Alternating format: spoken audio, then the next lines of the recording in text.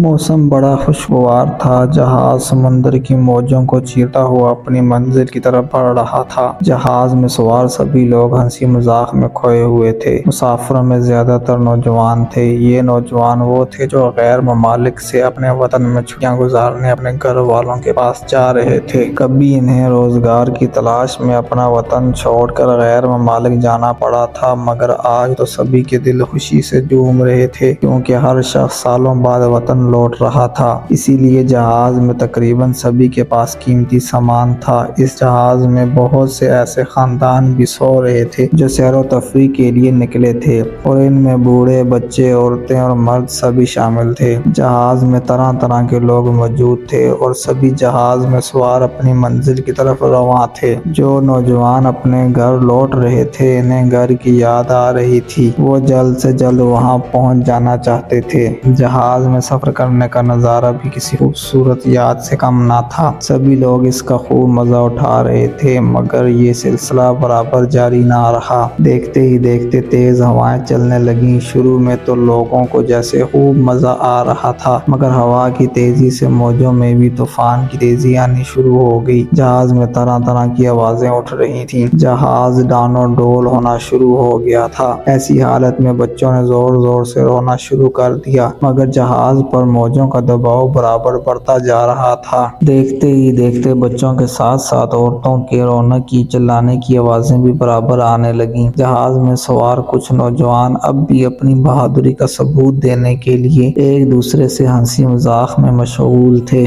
حالانکہ ان کے چہروں سے ڈر کے اثرات ظاہر ہو رہے تھے۔ آخر ان میں سے ایک نوجوان نے اپنے دوستوں میں جھوٹی بہادری جتانے کے لیے ایک عورت کی طرف حقارت سے دیکھتے ہوئے کہا، دیکھو یار، وہ عورت کیسے خوفزدہ ہو کر رو رہی ہے، جیسے کوئی بھیانک وقت آ گیا ہو۔ دوسرے نوجوان نے کہا، یار لگتا ہے بیچاری نے سمندری جہاز میں پہلی بار سفر کیا ہے۔ وہ نوجوان ابھی اتنا ہی کہہ پائے تھے کہ سمندر سے کچھ ایسی خوفناک لہریں اٹھیں جیسے جہاز میں زلزلہ آ گیا۔ ان کا جہاز اب اپنے راستے سے ہٹ چکا تھا اور سمندر کی لہریں جہاز سے بھی اونچی اونچی اٹھنا شروع ہو گئی تھیں۔ ہر ایک مسافر کے چہرے پر خوف کے آثار نمایاں تھے اور ہر ایک کو اپنی موت قریب سے قریب تر ہوتی دکھائی دے رہی تھی۔ وہ نوجوان جو کچھ ہی دیر پہلے اپنی جھوٹی بہادری دکھا رہے تھے، اب خوف کے مارے ان کا برا حال تھا۔ ہر طرف سے رونے چلانے کی آوازیں اٹھ رہی تھیں۔ ادھر جہاز کا کپتان اس طوفان سے نمٹنے میں لگا ہوا تھا۔ کپتان نے اپنی پوری زندگی میں ویسے تو بہت سے سمندری اتار چڑھاؤ کا سامنا کیا تھا، مگر ایسا طوفان اس نے بھی کبھی نہ دیکھا تھا۔ آج اس کی نظریں صرف خدا ہی کی طرف تھیں۔ اسے یاد آ رہا تھا کہ ہمیشہ ہی اس نے خدا کے حکموں کی نافرمانیاں کی ہیں۔ اس نے کبھی جائز ناجائز میں فرق نہیں سمجھا۔ اسے اپنی زندگی میں کی گئی غلطیوں کا شدید احساس ہو رہا تھا۔ وہ خدا سے دل ہی دل میں دعائیں مانگ رہا تھا کہ یہ بھیانک طوفان تھم جائے اور وہ اپنا راستہ تلاش کرنے میں کامیاب ہو جائے۔ اسے معلوم تھا کہ اگر آج وہ اس جہاز کو کنٹرول نہ کر پایا تو کچھ ہی دیر میں وہ سب جہاز کے ساتھ ڈوب جائیں گے۔ جہاز میں موجود ملاح بھی پاگلوں کی طرح ادھر ادھر بھاگ رہے تھے اور کچھ ملاح کپتان کی مدد میں لگے ہوئے تھے۔ کچھ بزرگوں نے تو ہاتھ اٹھا کر خدا سے اونچی اونچی دعائیں بھی مانگنی شروع کر دی تھیں۔ اور بچوں نے رو رو کر اپنے حواس کھو دیے تھے۔ ان کی مائیں اپنے بچوں کو گلے لگا کر زور زور سے دعائیں مانگ رہی تھیں۔ جہاز میں سوار ایک امیر تاجر بار بار خدا سے ہاتھ اٹھا کر دعا کر رہا تھا، خدایا طوفان سے بچا، میں وعدہ کرتا ہوں اپنے وطن جانے کے بعد یہ سارا مال خیرات کر دوں گا۔ ساتھ ہی جہاز میں سوار نوجوان بھی دل ہی دل میں دعائیں مانگ رہے تھے کہ اب ہمیشہ نیک راستے پر چلیں گے۔ انہیں اب اپنی غلطیوں کا احساس ہونے لگا تھا۔ جو غلطیاں انہوں نے جوانی کے نشے میں کی تھیں، انہیں اپنے عزیز رشتہ دار، دوست یاد آ رہے تھے جنہیں ملے انہیں کئی سال گزر چکے تھے۔ ادھر جہاز میں پانی داخل ہونا شروع ہو گیا تھا۔ طوفان اب بھی زوروں پر تھا۔ بڑی مشکل سے لوگ پانی کو اندر آنے سے روک پائے۔ کپتان اپنی پوری کوشش سے جہاز کو ڈوبنے سے بچانے میں لگا ہوا تھا اور خدا سے برابر دعائیں کیے جا رہا تھا کہ اچانک خدا کی قدرت رنگ لائی اور دیکھتے ہی دیکھتے طوفان تھم گیا۔ کافی محنت کے بعد ملاحوں کی مدد سے کپتان راستے سے کٹے ہوئے جہاز کو صحیح راستے میں لانے میں کامیاب ہو گیا۔ کپتان نے خدا کا شکر ادا کیا اور کچھ دیر تسلی کر لینے کے بعد وہ بڑے فخر کے ساتھ نوجوانوں کے پاس پہنچا اور بلند آواز میں بولا، جنٹل مین، حسین آپ خواہ مخواہ گھبرا رہے تھے۔ نہیں نہیں، ہم کہاں گھبرائے تھے، ہاں بیچاری عورتیں ضرور ڈر گئی تھیں،